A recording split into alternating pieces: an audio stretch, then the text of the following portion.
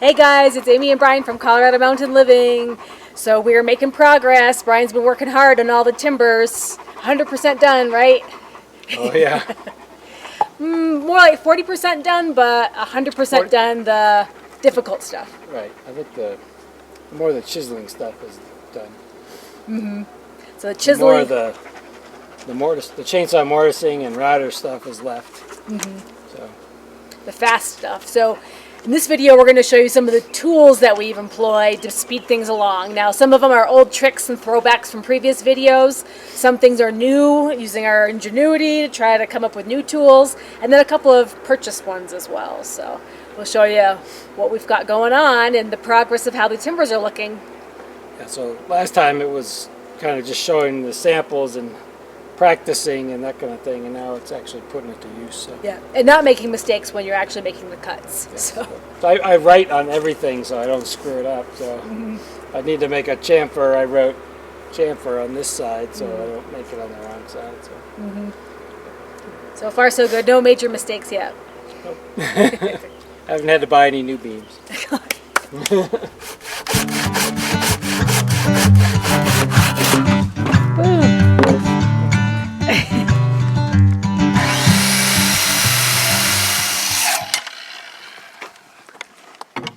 Get my chisel and make a line there.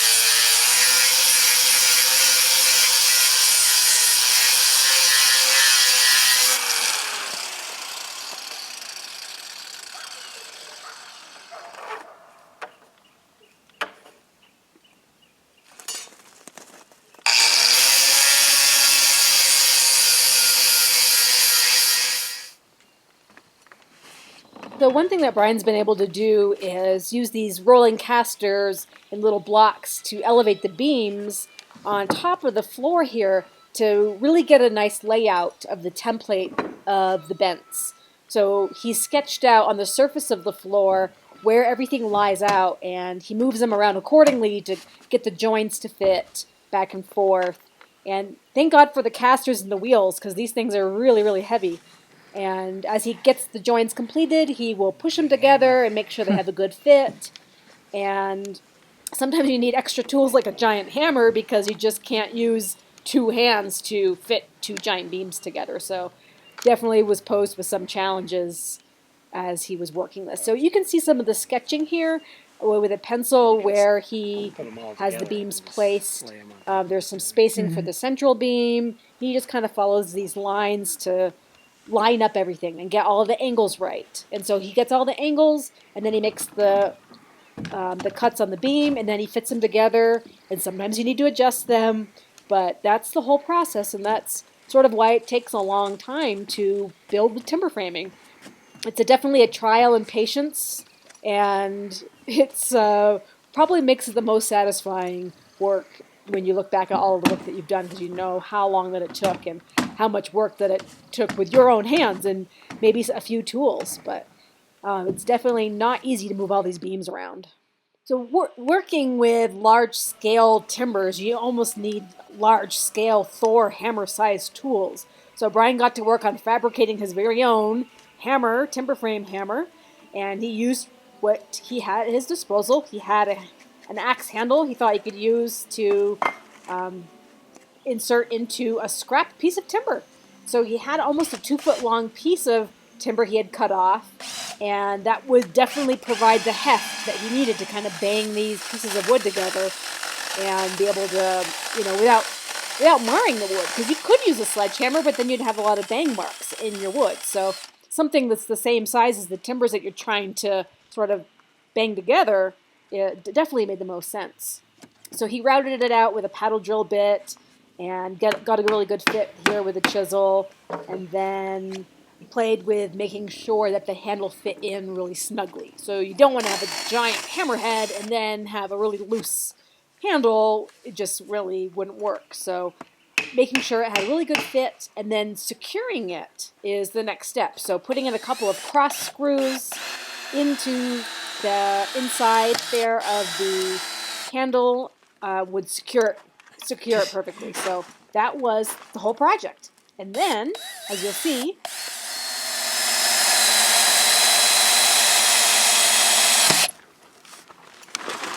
It ain't gonna go anywhere.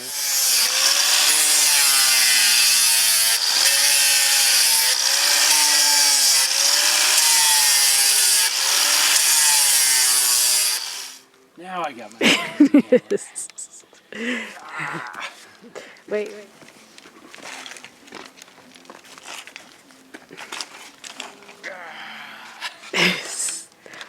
Now what's that good for? What's it good for? It's good for whacking.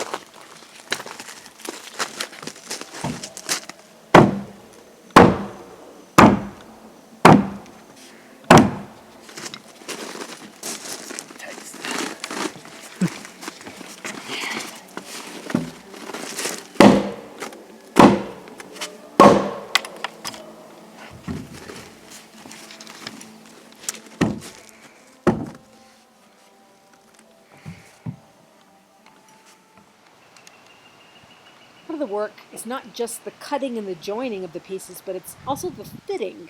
So a lot of the things that Bryan has spent time on this week, the last couple of weeks, has been putting together the joins to make sure that they have a nice solid fit.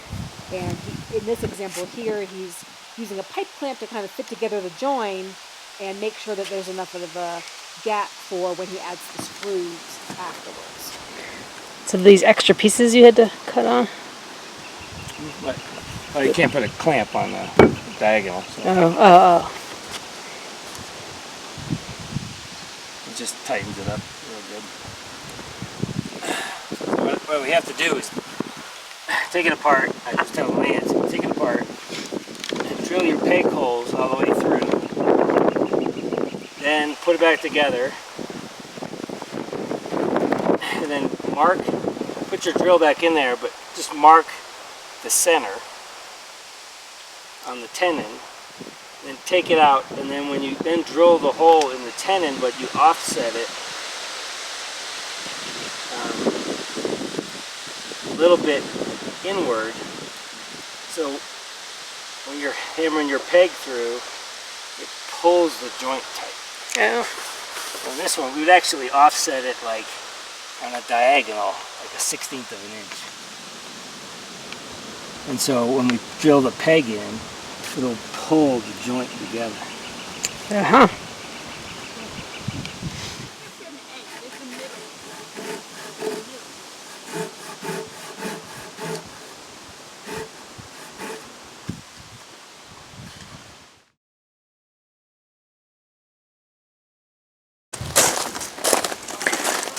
Okay, explain this machine. How does this work? It's a Chain Saw Mortiser. It makes making your mortises very easy. You don't have to drill out with a drill first and then chisel out. This does it all in one shot. Just get it all clamped on, lined up with where your mortise is going to go. Turn it on and plunge it down. You can adjust it, move it. It makes life much easier. Okay. How much time does it save? Hours. Hours, okay. It's worth the money. Worth the money. How much was it? $1,600. Oh my god! Holy crap! Surprise! Surprise!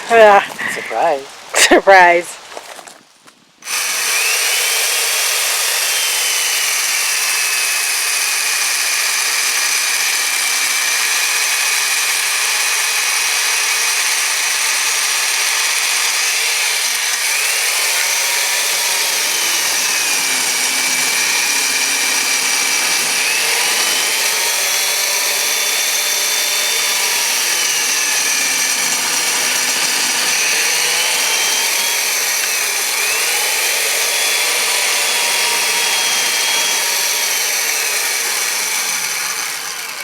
Okay, so that's about, I don't know, inch wide. So now, I'm going to move it over.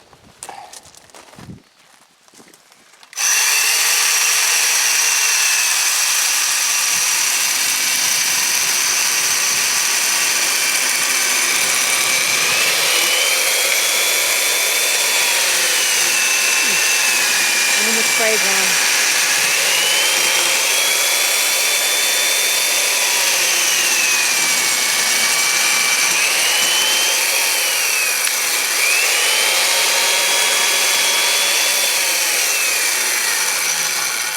I'll move it over one more time.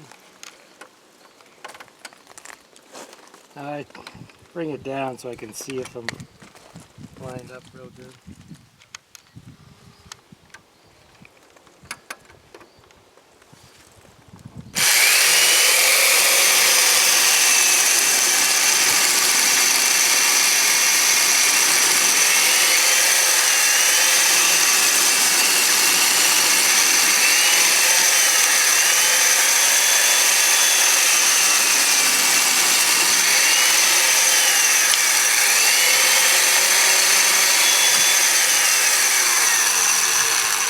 Okay, so the mortise is 7 inches wide, so what I'm going to do is when it's coming up, it breaks it out. You can see right there.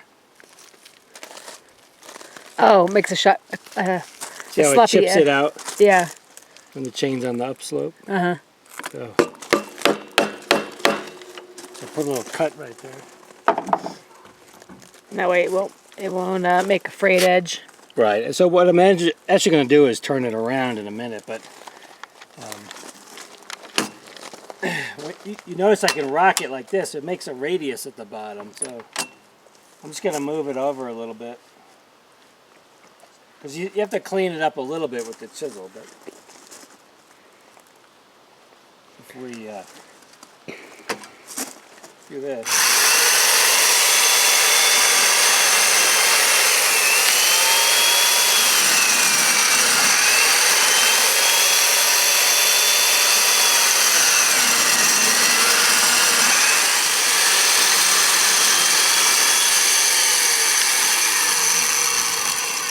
Now we're going to unclamp it. We'll spin it around. Don't pick it up out of handles unless you unplug it, because the grip is very easy to grab the trigger. Yeah.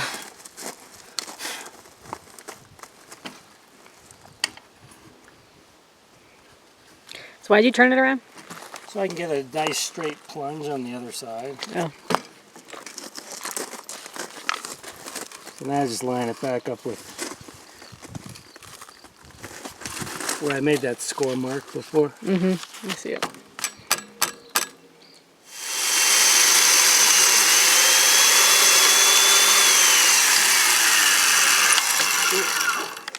Now this lever here too helps. If you know you're doing like a certain dimension, you can throw it. But it seemed easier to me just to, since I'm doing 2-inch wide mortise, it doesn't throw it all the way across, so it just seemed easier to just crank it over. And what I have to do now is put my router template in there. Right. You saw this in another video. Yeah, I'll link to the video. So then this goes on right there. And then I flush trim down a 1/2 inch. And then I put a camphor on the outside or upside. As you can see, I made a mark here so I don't forget. so I don't forget. 'Cause this needs to be flat here. And then the bracing will fit nicely into there. So at the very bottom, you can see in there, there's a radius. So what I've been, on some of them I've been chiseling that out to make it square, but all of my bracing has a 45-degree angle. The corners are cut off, so I don't think that'll interfere with it at all. So I'm just going to leave it, and then I'll test it and see.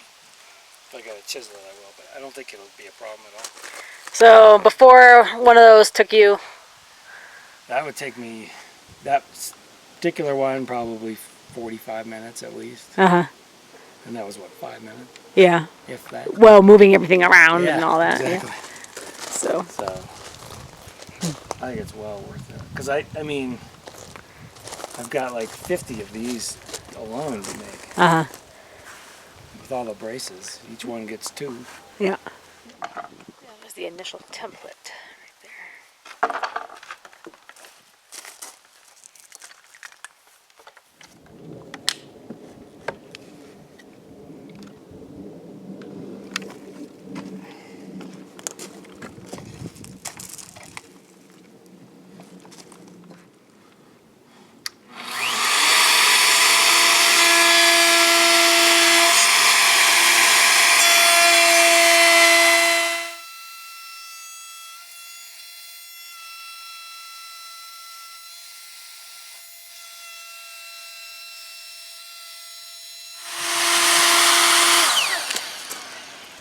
Woo! Pretty smooth.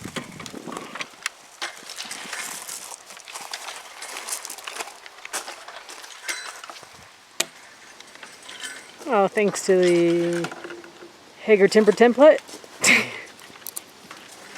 Yeah. Got the hamper on this side. Mm-hmm.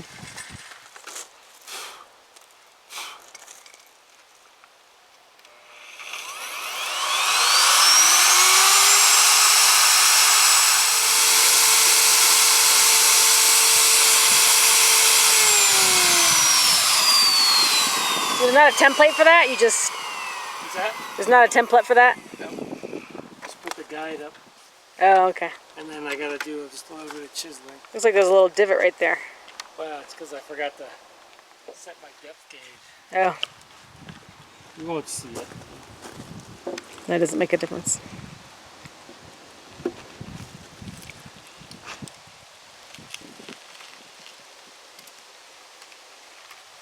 How this works. Yeah, this is one of our other big tools we got. It is a metal chop saw. Yep. And check out that cutting wheel on it. What is that, like a 4-inch cutting wheel? 14. 14-inch, I mean, diameter. And then this is all the steel that's going to be... It'll tie in the main beam to all the joists. Okay, so it's kind of like a brace, but Yeah, there's with bolted into place. Right. So, but yeah, these are, how thick is the steel? 3/16. 3/16 inch. We got these all cut, and so we're cutting off these lines here. Yeah. All the thin, narrow ones have to have a 45-degree angle. Yeah.